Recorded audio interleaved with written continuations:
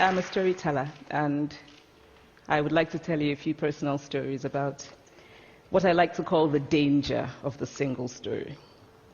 I grew up on a university campus in eastern Nigeria. My mother says that I started reading at the age of 2, although I think 4 is probably close to the truth. So I was an early reader, and what I read were British and American children's books. I was also an early writer. And when I began to write at about the age of 7, stories in pencil with crayon illustrations that my poor mother was obligated to read, I wrote exactly the kinds of stories I was reading. All my characters were white and blue-eyed. They played in the snow. They ate apples. And they talked a lot about the weather, how lovely it was that the sun had come out.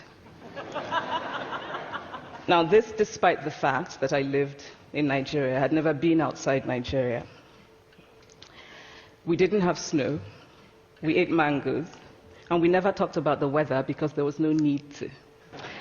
My characters also drank a lot of ginger beer because the characters in the British books I read drank ginger beer. Never mind that I had no idea what ginger beer was. And for many years afterwards, I would have a desperate desire to taste ginger beer. But that is another story. What this demonstrates, I think, is how impressionable and vulnerable we are in the face of a story, particularly as children. Because all I had read were books in which characters were foreign, I had become convinced that books, by their very nature, had to have foreigners in them and had to be about things with which I could not personally identify. Now, things changed when I discovered African books. There weren't many of them available, and they weren't quite as easy to find as the foreign books, but because of writers like Chinua Achebe and Kamara Laye, I went through a mental shift in my perception of literature. I realized that people like me, girls with skin the color of chocolate, whose kinky hair could not form ponytails, could also exist in literature. I started to write about things I recognized. Now, I loved those American and British books I read. They stirred my imagination. They opened up new worlds for me. But the unintended consequence was that I did not know that people like me could exist in literature. So what the discovery of African writers did for me was this. It saved me from having a single story of what books are. I come from a conventional middle-class Nigerian family. My father was a professor. My mother was an administrator. And so we had, as was the norm, live-in domestic help who would often come from nearby rural villages. So the year I turned 8, we got a new houseboy. His name was Fide. The only thing my mother told us about him was that his family was very poor. My mother sent yams and rice and our old clothes to his family. And when I didn't finish my dinner, my mother would say, "Finish your food. Don't you know people like Fide's family have nothing?" So I felt enormous pity for Fide's family. Then one Saturday, we went to his village to visit. And his mother showed us a beautifully patterned basket made of dyed raffia that his brother had made. I was startled. It had not occurred to me that anybody in his family could actually make something. All I had heard about them was how poor they were, so that it had become impossible for me to see them as anything else but poor. Their poverty was my single story of them. Years later, I thought about this when I left Nigeria to go to university in the United States. I was 19. My American roommate was shocked by me. She asked where I had learned to speak English so well and was confused when I said that Nigeria happened to have English as its official language.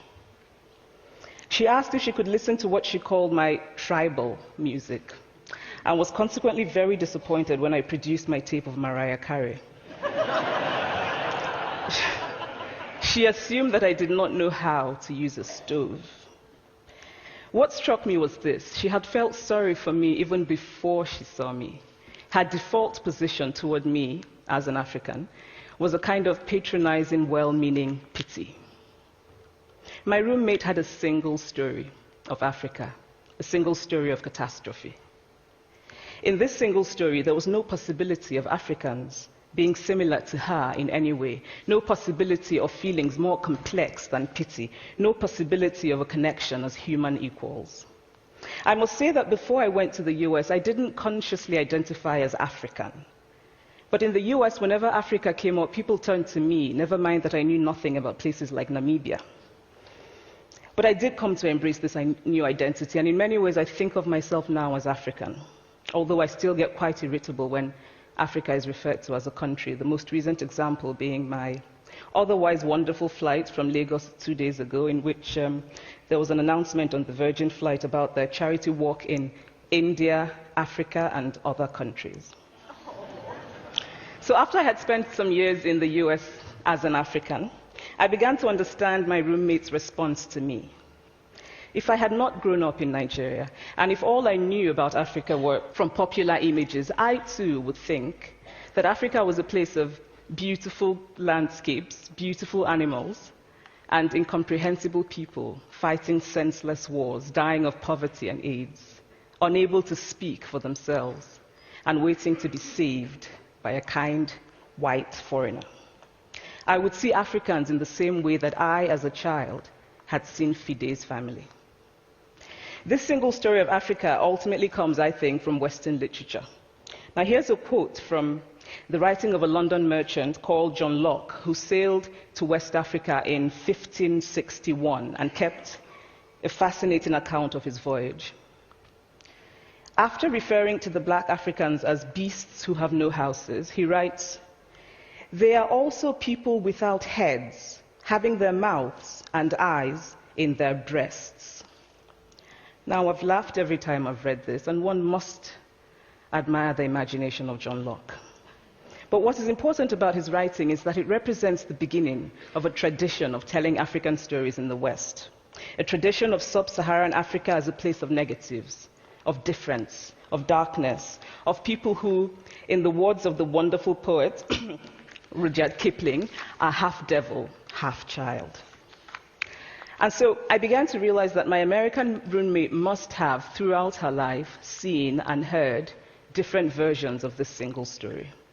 As had a professor who once told me that my novel was not authentically African. Now, I was quite willing to contend that there were a number of things wrong with the novel, that it had failed in a number of places, but I had not quite imagined that it had failed at achieving something called African authenticity. In fact, I did not know what African authenticity was. The professor told me that my characters were too much like him, an educated and middle-class man. My characters drove cars. They were not starving. Therefore, they were not authentically African. But I must quickly add that I, too, am just as guilty on the question of the single story. A few years ago, I visited Mexico from the US. The political climate in the US at the time was tense, and there were debates going on about immigration. And, as often happens in America, immigration became synonymous with Mexicans. There were endless stories of Mexicans as people who were fleecing the healthcare system, sneaking across the border, being arrested at the border, that sort of thing. I remember walking around on my first day in Guadalajara, watching the people going to work, rolling up tortillas in the marketplace, smoking, laughing. I remember first feeling slight surprise, and then I was overwhelmed with shame. I realized that I had been so immersed in the media coverage of Mexicans that they had become one thing in my mind, the abject immigrant. I had bought into the single story of Mexicans, and I could not have been more ashamed of myself. So that is how to create a single story.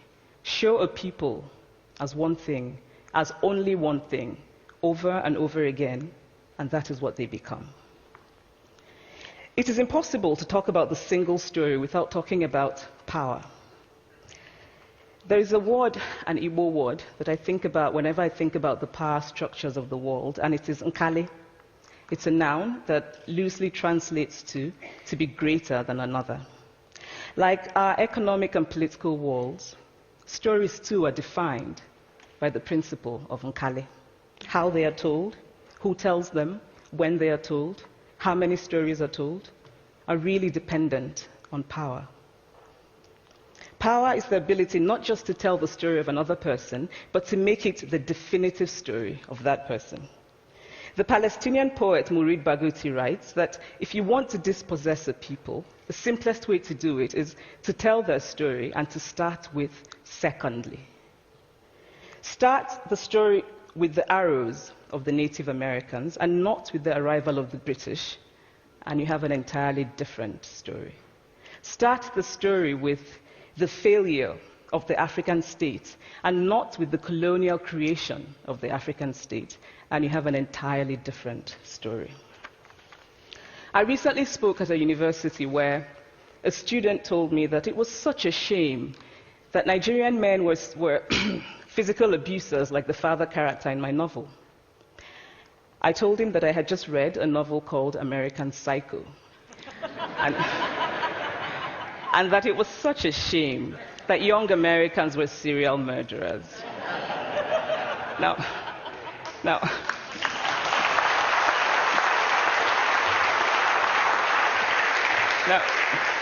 obviously, I said this in a fit of mild irritation, but it would never have occurred to me to think that just because I had read a novel in which a character was a serial killer, that he was somehow representative of all Americans.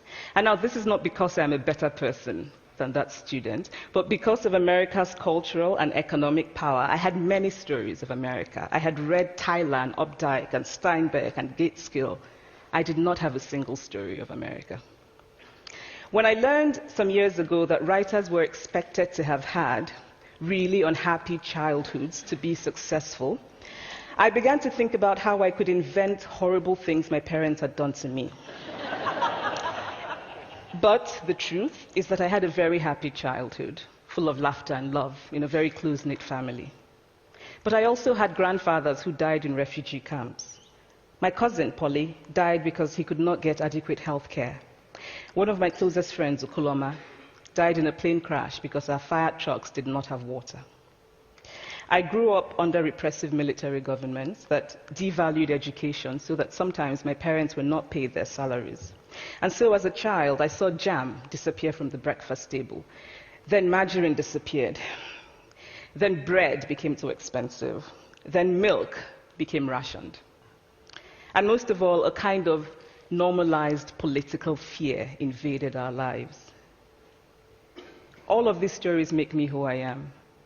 But to insist on only these negative stories is to flatten my experience and to overlook the many other stories that formed me. The single story creates stereotypes, and the problem with stereotypes is not that they are untrue, but that they are incomplete. They make one story become the only story. Of course, Africa is a continent full of catastrophes, the immense ones, such as the horrific rapes in Congo, and depressing ones, such as the fact that 5,000 people apply for one job vacancy in Nigeria. But there are other stories that are not about catastrophe, and it is very important, it is just as important to talk about them. I've always felt that it is impossible to engage properly with a place or a person without engaging with all of the stories of that place and that person. The consequence of the single story is this: it robs people of dignity. It makes our recognition of our equal humanity difficult. It emphasizes how we are different rather than how we are similar. So what if before my Mexican trip, I had followed the immigration debate from both sides, the US and the Mexican? What if my mother had told us that Fide's family was poor and hardworking? What if we had an African television network that broadcast diverse African stories all over the world, what the Nigerian writer Chinua Achebe calls a balance of stories? What if my roommate knew about my Nigerian publisher, Mukhtar Bakare, a remarkable man who left his job in a bank to follow his dream and start a publishing house? Now, the conventional wisdom was that Nigerians don't read literature. He disagreed. He felt that people who could read would read if you made literature affordable and available to them. Shortly after he published my first novel, I went to a TV station in Lagos to do an interview. And a woman who worked there as a messenger came up to me and said, "I really liked your novel. I didn't like the ending. Now you must write a sequel, and this is what will happen." And she went on to tell me what to write in the sequel. Now, I was not only charmed, I was very moved. Here was a woman, part of the ordinary masses of Nigerians who were not supposed to be readers. She had not only read the book, but she had taken ownership of it and felt justified in telling me what to write in the sequel. Now, what if my roommate knew about my friend, Fumi Yonda, a fearless woman who hosts a TV show in Lagos and is determined to tell the stories that we prefer to forget? What if my roommate knew about the heart procedure that was performed in the Lagos hospital last week? What if my roommate knew about contemporary Nigerian music, talented people singing in English and Pidgin and Igbo and Yoruba and Ijo, mixing influences from Jay-Z to Fela to Bob Marley to their grandfathers? What if my roommate knew about the female lawyer who recently went to court in Nigeria to challenge a ridiculous law that required women to get their husband's consent before renewing their passports? What if my roommate knew about Nollywood, full of innovative people making films despite great technical odds? Films so popular that they really are the best example of Nigerians consuming what they produce. What if my roommate knew about my wonderfully ambitious hair braider who has just started her own business selling hair extensions? Or about the millions of other Nigerians who start businesses and sometimes fail, but continue to nurse ambition? Every time I am home, I am confronted with the usual sources of irritation for most Nigerians: our failed infrastructure, our failed government, but also by the incredible resilience of people who thrive despite the government rather than because of it. I teach writing workshops in Lagos every summer, and it is amazing to me how many people apply, how many people are eager to write, to tell stories. My Nigerian publisher and I have just started a non-profit called Farafina Trust, and we have big dreams of building libraries and refurbishing libraries that already exist and providing books for state schools that don't have anything in their libraries, and also of organizing lots and lots of workshops on reading and writing for all the people who are eager to tell our many stories. Stories matter. Many stories matter. Stories have been used to dispossess and to malign, but stories can also be used to empower and to humanize. Stories can break the dignity of a people, but stories can also repair that broken dignity.